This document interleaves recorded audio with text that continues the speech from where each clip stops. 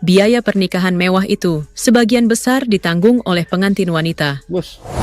Demi cinta, Salma berpindah agama dari Islam ke Hindu, serta mengadakan pernikahan agama Hindu untuk kembali ke hobi lamanya dan pergi berselancar di pantai selatan Pulau Bali.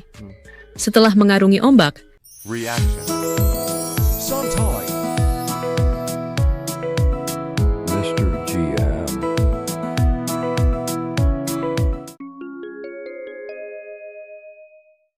Assalamualaikum warahmatullahi wabarakatuh. Apa kabar semuanya lur? Welcome back to my channel.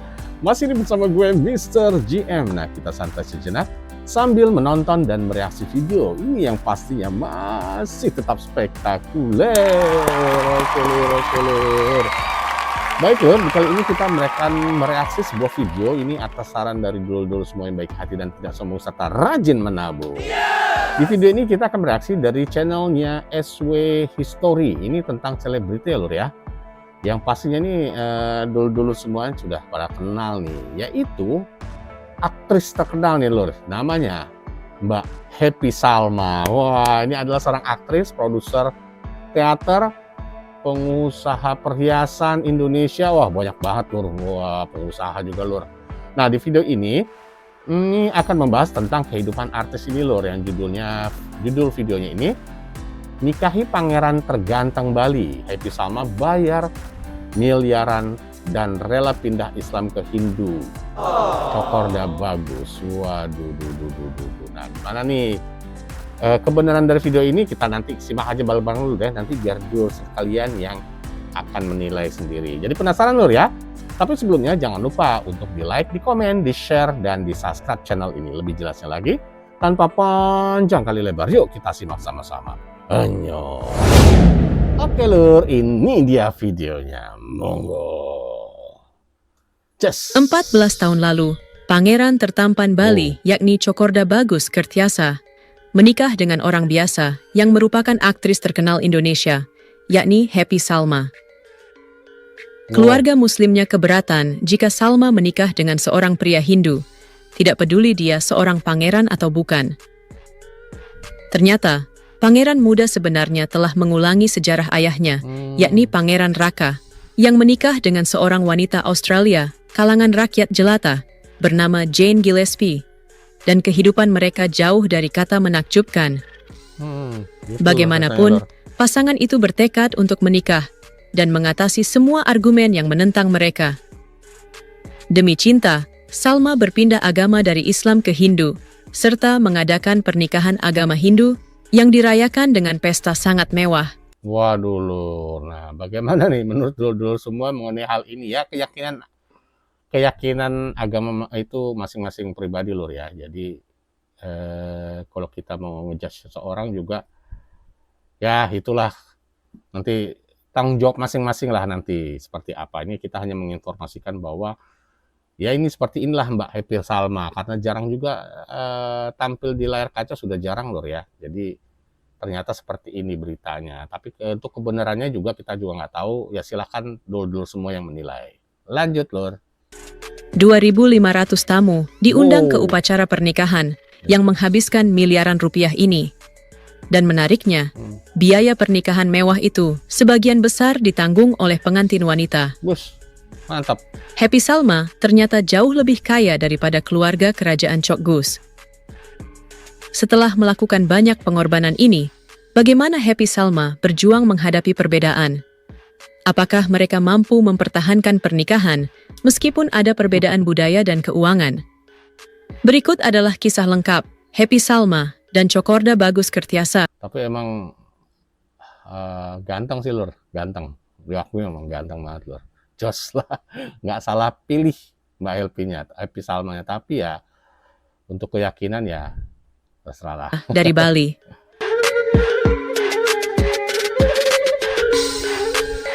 Bali dikenal sebagai pulau resor, namun tidak semua orang mengetahui bahwa Bali pernah menjadi rumah bagi beberapa kerajaan, yang salah satunya adalah Ubud. Meskipun memiliki gelar yang tinggi, keluarga kerajaan tidaklah terlalu kaya. Hal ini karena mereka tidak diperbolehkan memungut pajak dari rakyatnya. Populasi monarki adalah sekitar 200.000 jiwa, dan sebagian besar dari mereka bekerja di industri pariwisata.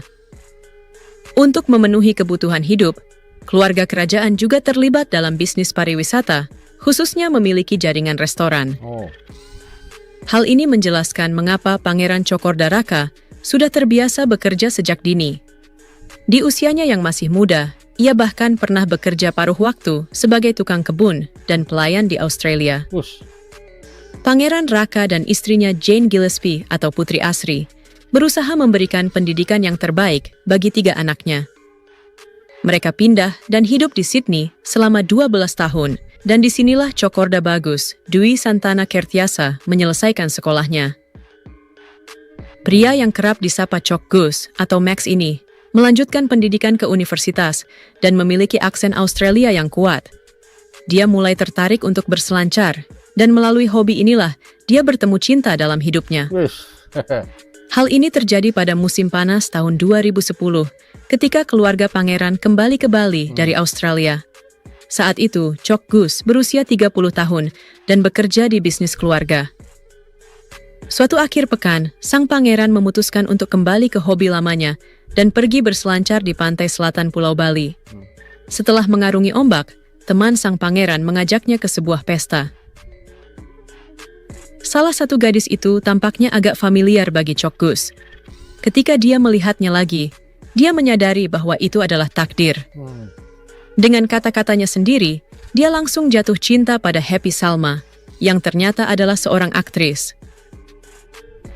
Saat itu, perempuan berusia 30 tahun itu sudah membintangi selusin film Indonesia, sehingga sang pangeran mengira bahwa dia pernah melihatnya di suatu tempat. Bener lor, siapa yang nggak kenal dengan Mbak Happy Salma, aktris terkenal lor ya, dengan bayaran tinggi banget nih lor waktu itu lor, dan kaya tentunya.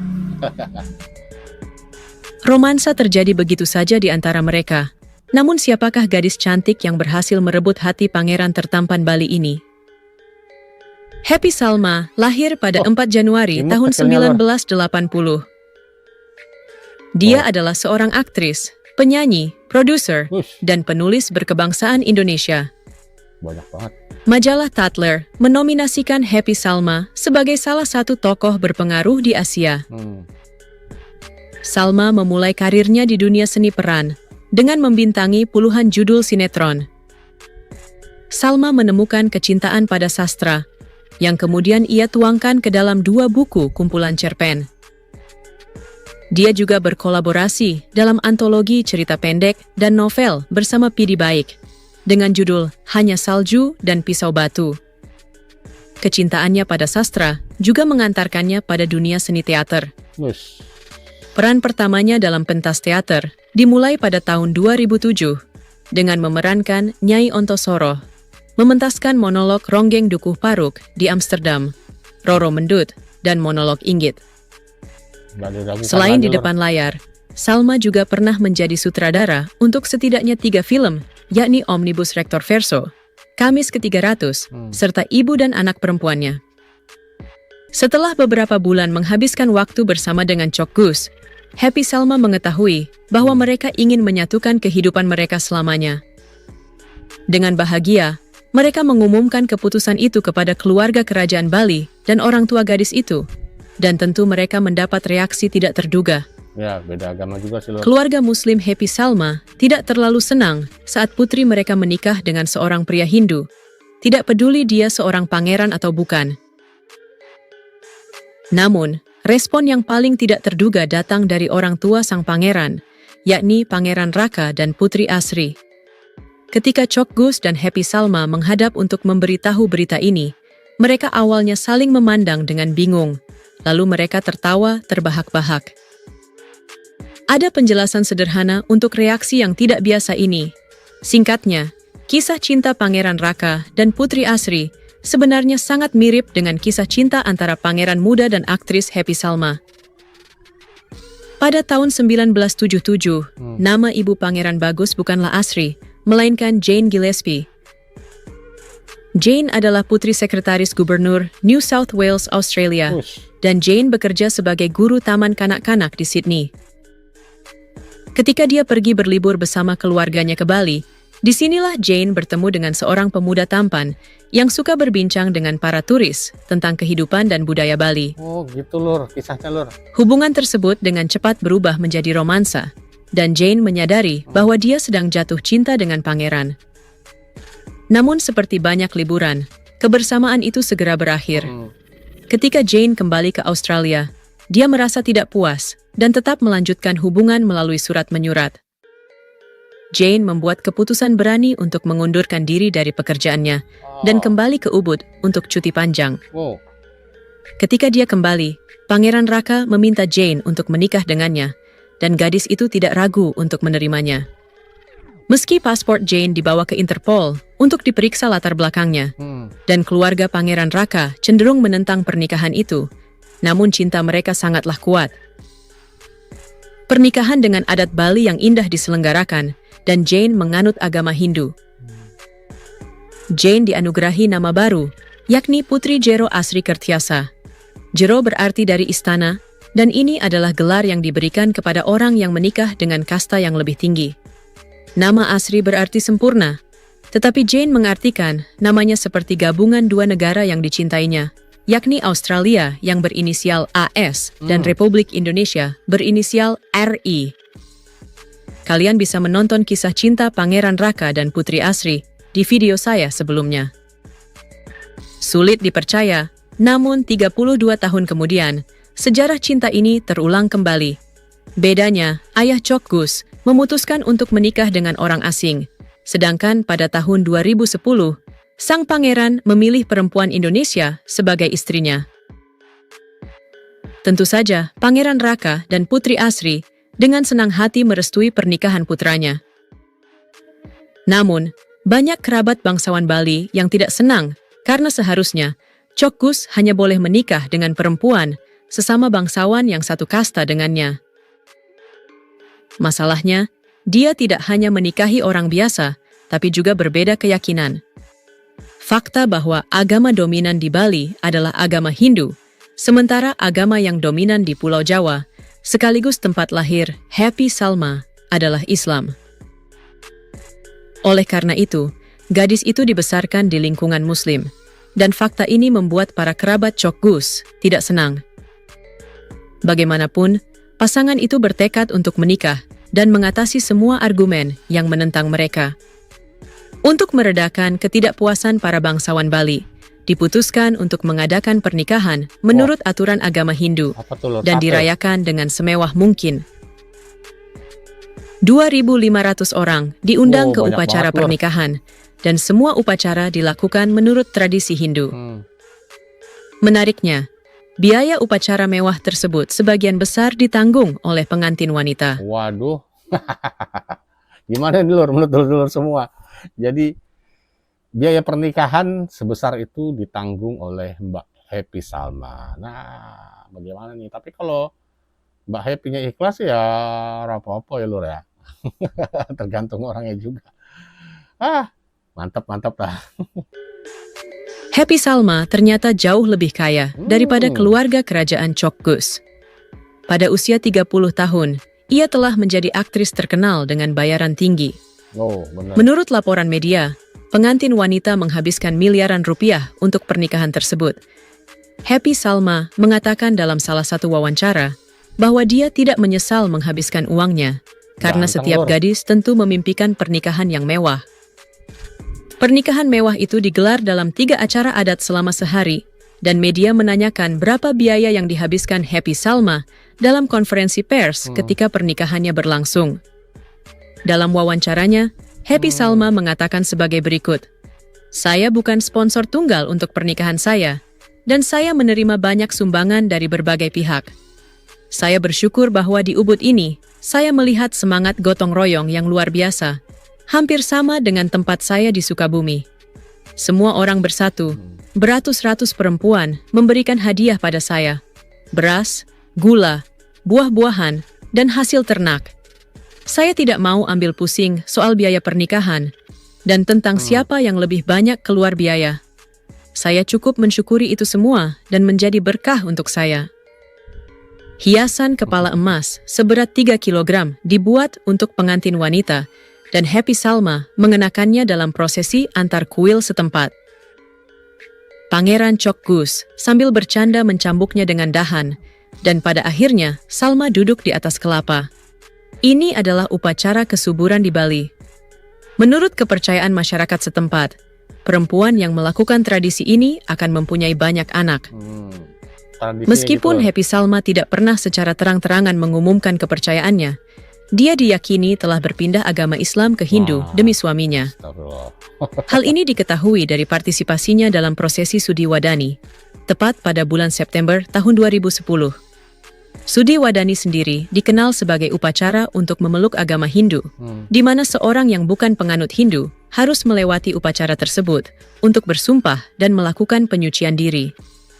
Ketika ditanya oleh media tentang prosesi pindah agama, Happy Salma mengaku tidak ingin ambil pusing dengan polemik yang ada. Saya secara pribadi menghormati segala macam perbedaan yang saya miliki sekarang, dan saya memutuskan untuk tidak membicarakan soal perpindahan agama dalam pernikahan saya. Tolong dihormati hak saya sebagai manusia, karena saya tidak akan membahas sesuatu yang berunsur sara. Bagaimanapun proses kami bersatu, biarkanlah jadi kenangan kami berdua, dan tentang bagaimana kami menikmati prosesnya. Setelah menikah, dia dianugerahi nama Putri Jero Happy Salma Wanasari. Persis seperti gelar ibu mertuanya Putri Jero Asri, nama Jero diberikan kepada Salma sebagai orang yang menikah dengan kasta yang lebih tinggi. Tampaknya, upacara kesuburan itu berhasil. 3 tahun setelah pernikahannya, Salma melahirkan seorang bayi perempuan yang diberi nama Cokorda Sri Kinandari Kertiasa. Pada tahun 2018, mereka memiliki seorang putra yang diberi udah nama sepasang Cokorda lepas Ngurah udah. Raidaru Kertiasa. Mereka sekarang belajar di sekolah dan menyenangkan orang tua mereka dengan nilai bagus. Setelah pernikahan, Salma pindah ke Bali, tempat dia dan pangeran memulai bisnis keluarga. Pasangan ini Saja Mbak Happy itu udah nggak ada lagi di layar kaca lur ya, udah tidak nongol lagi di layar kaca karena udah sibuk di Bali. memiliki beberapa restoran di kota Resor Seminyak dan menjadi salah satu tempat paling bergengsi di pulau itu.